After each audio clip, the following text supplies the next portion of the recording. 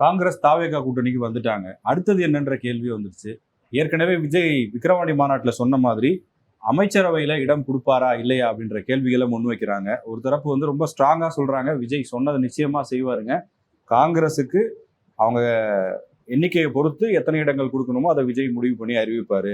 அதே மாதிரி வேற எந்தெந்த கட்சிகள்லாம் தாவேகாவை நோக்கி வராங்களோ அவங்க எல்லாருக்குமே அன்னைக்கு என்ன சொன்னாரோ அதே மாதிரி இன்னைக்கு நிச்சயமா கொடுப்பாரு. அவர் சொன்ன வார்த்தை என்னன்னா, நமக்கு வந்து போதுமான அளவுக்கு மெஜாரிட்டி கிடைச்சிரும், இருந்தாலும் நம்மளை நம்பி வரக்கூடியவர்களுக்கு நம்ம நிச்சயமா ஆட்சியில பங்கு கொடுக்கணும்னு சொன்னாரு. இன்னைக்கு மெஜாரிட்டியே கிடைக்கல. நம்மளை நம்பி வரக்கூடியவங்களுக்கு ஆட்சி அதிகாரத்துல பங்கு கொடுக்கணும் விஜய் சொன்னார்தான்.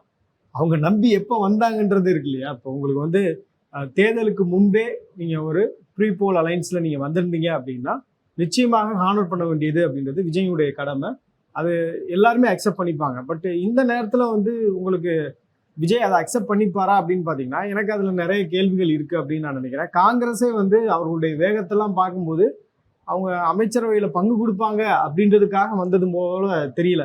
அவங்க வந்து ஆளை விடுங்கடா சாமி எப்படா போவோம் அப்படின்ற மனநிலையில தான் அவங்க இருந்திருப்பாங்கன்றது தெரிகிறது. இப்போ ஹைகமாண்ட்லேருந்து வந்ததுக்கு பிறகு ஆர்டர் வந்ததுக்கு பிறகு இமீடியட்டாக போய் வந்து விஜய் அவர்களை பனையூர் அலுவலகத்தில் போய் சந்திக்கிறாங்க அப்படின்றதான் புரிஞ்சுக்க முடியுது. ஏன்னா நம்ம லாஸ்ட் டைம் பேசும்போது கூட சொன்னோம்ல, இப்போ ராகுல் காந்தியை பொறுத்தவரையில விஜயோட இணைந்து பயணிப்பதில் அவருக்கு வந்து விருப்பம் அப்படின்றது இருந்தது. அதற்கு முக்கியமான காரணம் ராஜேஷ்குமார் உள்ளிட்டோர்லாம் வந்து தனிப்பட்ட வகையில் இந்த கருத்தை வந்து ராகுல் காந்திகிட்ட சொல்லியிருக்கிறாங்க. அதே மாதிரி பிரவீன் சக்கரவர்த்தி உள்ளிட்டோர் வந்து தொடர்ச்சியாக களம் வந்து வேற ஒன்றாக இருக்கு அப்படின்னு சொல்லியிருக்காங்க. மாணிக்கம் தாகூர் வந்து சொல்லியிருக்கிறாரு. இந்த மாதிரி ராகுல் காந்திக்கு நெருக்கமாக ராகுல் காந்தி யாரிடமெல்லாம் வந்து இங்கே ஒவ்வொரு ஸ்டேட்லையும் என்ன நடக்குது அப்படின்னு தெரிஞ்சுக்க விரும்புவாரோ அவங்கள்ட்ட எல்லாம் இன்புட்ஸ் வாங்கியிருக்காரு. ஆனால் அதெல்லாம் தாண்டி சோனியா காந்தி மூலமாகத்தான் இந்த அலைன்ஸ் அப்படின்றது ஸ்டிச் செய்யப்பட்டது அப்படின்னு நம்ம பார்க்க வேண்டியது இருக்கு. நீங்க சொல்றது டிஎம்கே அலைன்ஸ் வந்து ஸ்டிச் ஆனது அப்படின்றத நம்ம பார்க்க வேண்டியது இருக்கு.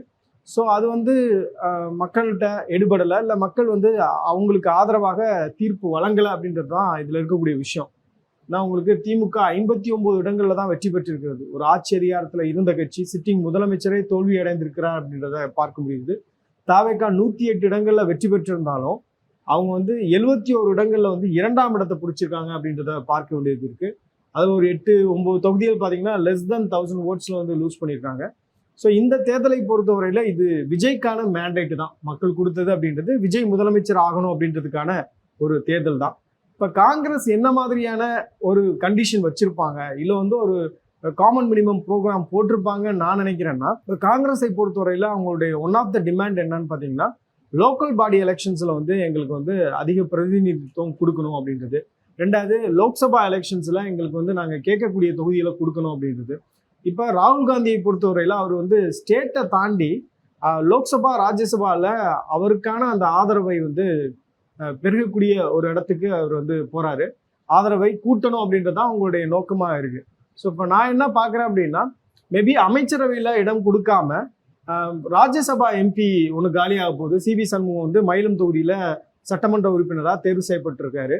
ஸோ இப்போ அந்த இடம் காலியாகும் போது, அதுக்கான எலெக்ஷன் நடக்கும்போது மேபி காங்கிரஸ் வேட்பாளரை தாவேகா ஆதரிப்பதற்கான வாய்ப்பு இருக்கு. ஸோ அதனால வந்து ராஜ்யசபாவில் ஒரு இடம் வந்து காங்கிரஸுக்கு கூடுவதற்கான வாய்ப்பு இருக்கு.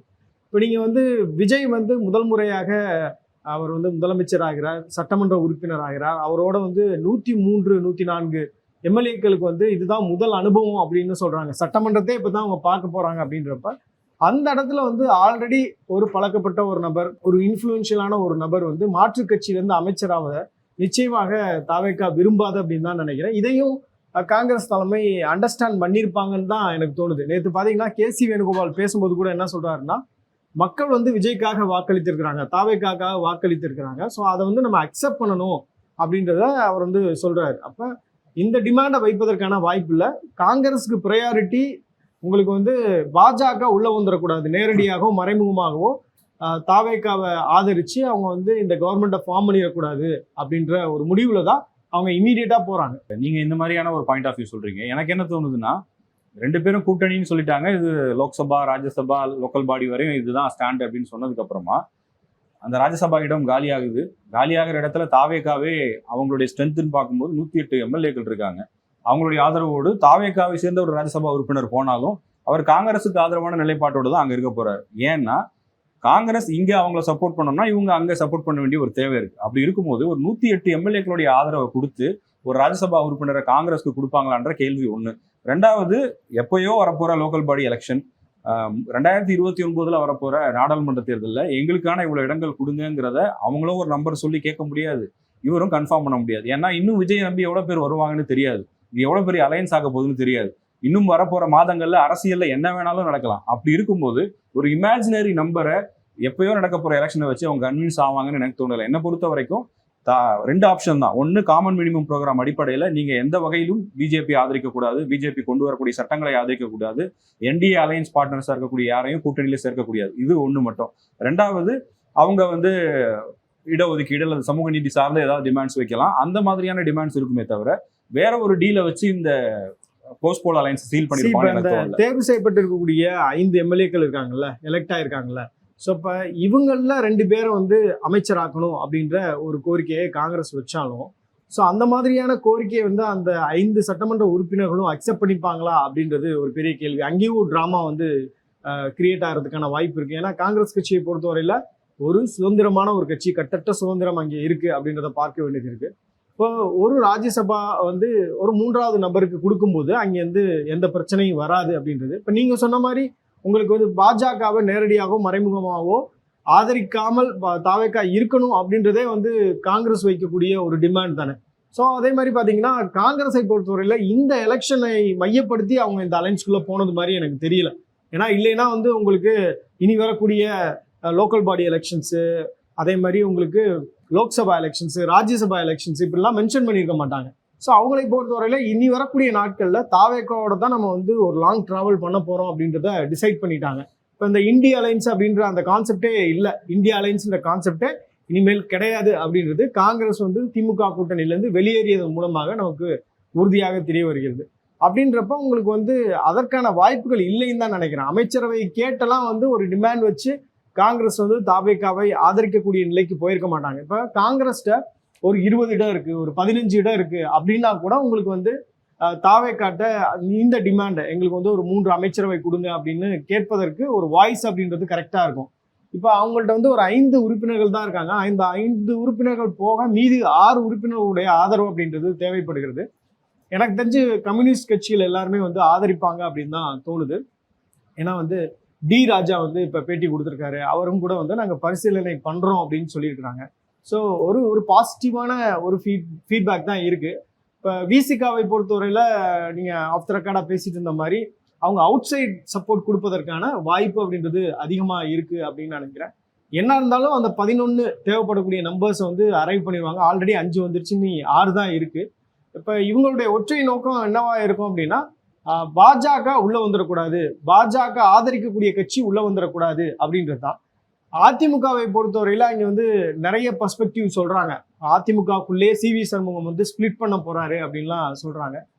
எனக்கு தெரிந்த அதிமுகவை பொறுத்தவரையில இந்த கவர்மெண்ட்டை கொலாப்ஸ் பண்ணணும் அப்படின்றது அவங்களோட எண்ணமா இருக்காது அப்படின்னு தான் நான் நினைக்கிறேன். ஏன்னா அவங்களுக்கு ஒரே எதிரி திமுக மட்டும்தான் இருக்கு. அவர்களுடைய ஃபோக்கஸ் அப்படின்றது திமுக எந்த வகையிலையும் கவர்மெண்ட்டுக்குள்ள வந்துடக்கூடாது அப்படின்றது தானே இருக்கும். உங்களோட பாயிண்ட் ஆஃப் வியூ படி பார்க்கும்போது நீங்க பார்வையை முன்வைக்கிறீங்க. இப்போ காங்கிரஸை பத்தி நம்ம பேசிட்டோம். அடுத்தது இடதுசாரிகள் விசிகா ஐயுஎம்எல் வரலைன்னு சொல்லிட்டாங்க. இடதுசாரிகளுடைய நிலைப்பாடு என்ன அப்படின்னு தெரிஞ்சுக்கிறதுலையும் ஒரு பெரிய ஆர்வம் இப்போதான் தெரியுது. விசிகா பொறுத்த வரைக்கும் நம்ம முன்னாடி டிஸ்கஸ் பண்ணிட்டு இருந்த மாதிரி அவங்க வெளியில இருந்து சப்போர்ட் பண்றதுக்கு என்ன காரணமா இருக்கும் அப்படின்னா, ஒன்று, திருமாவளவன் தேர்தலுக்கு முன்னாடி வரைக்கும் விஜய் மீது வைத்த கடுமையான விமர்சனங்கள், அந்த நிலைப்பாட்டில இருந்து வெளியே நேரடியா மந்திரி சபையில பங்கேற்றால் ஒரு ஆதாயத்துக்காக திருமாவளவன் முடிவெடுத்துட்டாரு அப்படிங்கிற முன்வைக்காத விமர்சனத்தையா இல்ல. செல்வ பெருந்தகை ஒரு ஸ்டேட் பிரசிடென்ட் தான், திருமாவளவன் லீடர். ரெண்டுத்துக்கும் பெரிய டிஃபரன்ஸ் இருக்கிறதா நான் பாக்குறேன். அதனால அவருடைய கிரெடிபிலிட்டியை காப்பாத்துறதுக்காக நிச்சயமா அவருடைய பண்ண மாட்டாரு. இரண்டாவது, வெளியில இருந்தாங்கன்னா விசிகா கையில ஒரு ஹோல்டு இருக்கும். ஏன்னா நாளைக்கே சட்டமன்றத்திலேயே தாவேகா ஏதாவது ஒரு சட்டம் கொண்டு வராங்க, அதுல விசிகாக்கு மாற்று கருத்து இருக்குன்னா வெளியில இருந்து அவர் சேலஞ்ச் பண்ணுவார். பட் அவங்க மந்திரி சபைக்குள்ள போயிட்டாங்கன்னா விஜய் எடுக்கக்கூடிய முடிவுகளுக்கு கட்டுப்பட வேண்டிய ஒரு தேவை வந்துடும். அவங்க ஒரு பெனிஃபிஷரியா மாறுற மாதிரியான சூழல். இதுல ஒரு முக்கியமான விஷயம் கூட இருக்கு. இப்ப நீங்க சொன்னதுல இப்ப திருமாவளவன் அவர்களை பொறுத்தவரையில கடந்த 5 ஆண்டுகள் அந்த கட்சி அடுத்த கட்ட வளர்ச்சியை நோக்கி போகாமல் இருந்ததற்கு முக்கியமான காரணம் அவங்க ஆளுங்கட்சி செய்த எல்லா விஷயங்களையும் அவங்க ஆதரித்தது தான். இல்லை பல நேரங்கள்ல அது குற்றம் இல்லை, அது விமர்சிக்கத்தக்கது அப்படின்னு தெரிஞ்சாலும் கூட அவங்க வந்து அமைதியாக இருந்தது அப்படின்றது இன்னைக்கு இந்த 2026 ரிசல்ட்ல பெரிய வகையில அது ஒரு பாதிப்பை வந்து விசிகாவுக்கு ஏற்படுத்தியிருக்கு அப்படின்னு நான் நினைக்கிறேன். அந்த மாதிரி இனி வரக்கூடிய நாட்கள்ல நம்ம செயல்படக்கூடாது. நம்ம வெளியில இருந்து ஆதரவு கொடுப்போம். அதே நேரத்துல தவறு செய்யும்போது நம்ம அவங்கள வந்து கேள்வி கேட்கக்கூடிய ஒரு இடத்துலயும் இருக்கணும் அப்படின்றது கூட ஒரு பார்வையா இருக்கும்னு நினைக்கிறேன். கண்டிப்பா அந்த வகையில பார்க்கும்போது இன்னொன்னு இவங்க நீங்க சொன்ன மாதிரி இந்த நம்பர்னு பார்க்கும்போது 5+2+2+2ன்னு வரும்போது 11 வந்துருச்சு. கம்ஃபர்டபுள் மெஜாரிட்டியோட விஜய் ஆட்சி அமைச்சிருவார். ஒருவேளை இவங்க வந்து ஆதரவு கொடுக்காத பட்சத்துல அது வந்து என்டிஏ அலையன்ஸ் பார்ட்னர்ஸ்ல இருந்து அமமுகவையோ பாமகவையோ இல்ல அதிமுகல இருந்து ஒரு ஃபேக்ஷனையும் இங்க கொண்டு வருவதற்கு இவங்களே ஒரு வாய்ப்பை ஏற்படுத்தி கொடுக்குற மாதிரி ஆயிரும்.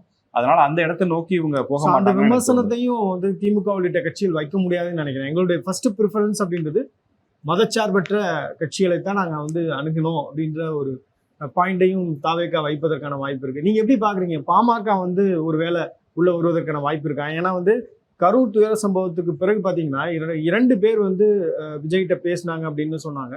இப்போ அதுல பாத்தீங்கன்னா ஒன்னு ராகுல் காந்தி, 2வது அன்புமணி ராமதாஸ். அன்புமணி ராமதாஸ் வந்து ஏற்கனவே ஜான் ஆரோக்கியசாமி உள்ளிட்டோர்கிட்ட ஒர்க் பண்ணியிருக்காங்க. அவங்களோட சேர்ந்து ஒர்க் பண்ணியிருக்காங்க. கேம்பெயின் ஸ்ட்ராட்டஜி எல்லாம் ஆல்ரெடி வந்து பண்ணியிருக்காங்க. அப்படின்றப்ப அதற்கான வாய்ப்புகள் ஏதாவது இருக்கா? இப்போது இருக்கிற சூழ்நிலையை பார்த்தா காங்கிரஸ் ஒரு டிமாண்ட் வச்சிருக்கிறதா சொல்றாங்க. அதாவது என்டிஏ அலையன்ஸ் பார்ட்னர்ஸை கூட விச் மீன்ஸ் பாமகவையோ அமமுகவையோ சேர்க்கக்கூடாதுன்ற டிமாண்டும் இருக்கு. அதை கன்வின்ஸ் ஆகி தான் வராங்க. இப்போ கம்யூனிஸ்டுகளோ இல்லை விசிகாவோ இங்கே வர போறாங்கன்னா காங்கிரஸ் இருக்கிறதுனால தான் வராங்க. அவங்க வராங்கன்னு வைங்களேன், ஒருவேளை பாமக வர பட்சத்துல வரும் அந்த அறிவிப்பு வந்தாலே விசிகா வந்து இதுல இருந்து வெளில போறேன்னு சொல்லுவாங்க. அப்போ வந்து அது ஒரு குழப்பத்தை தான் இன்னொரு ஆப்ஷன் கூட இருக்குன்னு நான் நினைக்கிறேன். இப்போ வந்து தாவேக்கா மட்டும் இந்த 6 நம்பர்ஸ் வந்து கொண்டு வரணும் அப்படின்ற ஒரு முயற்சி எடுக்க மாட்டாங்க.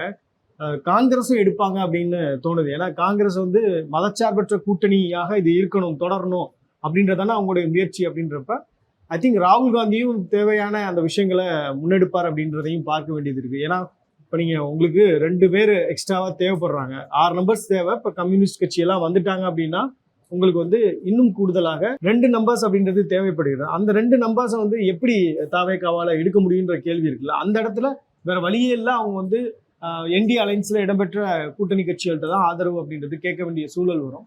அப்போ இந்த இடத்துல வந்து இப்போ நீங்கள் காங்கிரஸ் வந்து டிமாண்ட் வைக்க முடியாது. ஸோ இப்போ அந்த காங்கிரஸ் ஒருவேளை டிமாண்ட் வச்சிருந்தாங்க அப்படின்னா காங்கிரஸும் தங்களுக்கான அந்த முயற்சியை எடுத்து எப்படியாவது இந்த அலைன்ஸை வந்து கட்டமைச்சு மேபி அப்படி 11 இடங்கள் வந்து காங்கிரஸுடைய முயற்சியால வருது அப்படின்னா அந்த இடத்துல நீங்க சொன்ன மாதிரி மேபி விஜய் வந்து அவங்களுக்கு ஒரு கேபினெட் அந்தஸ்துடைய அமைச்சரவை பதவி கொடுப்பதற்கும் வாய்ப்பு இருப்பதா தான் பாக்குறேன். கண்டிப்பா இப்போ காங்கிரஸ் அலையன்ஸ் ஃபார்ம் ஆனதுக்கு அப்புறம் அடுத்தடுத்து என்ன நடக்க போகுது அப்படிங்கிறத பத்தி இந்த வீடியோல விரிவா பேசியிருக்கோம். உங்களுடைய கருத்துக்கள் என்ன அப்படிங்கிறத கமெண்ட் செக்ஷன்ல பதிவு பண்ணுங்க.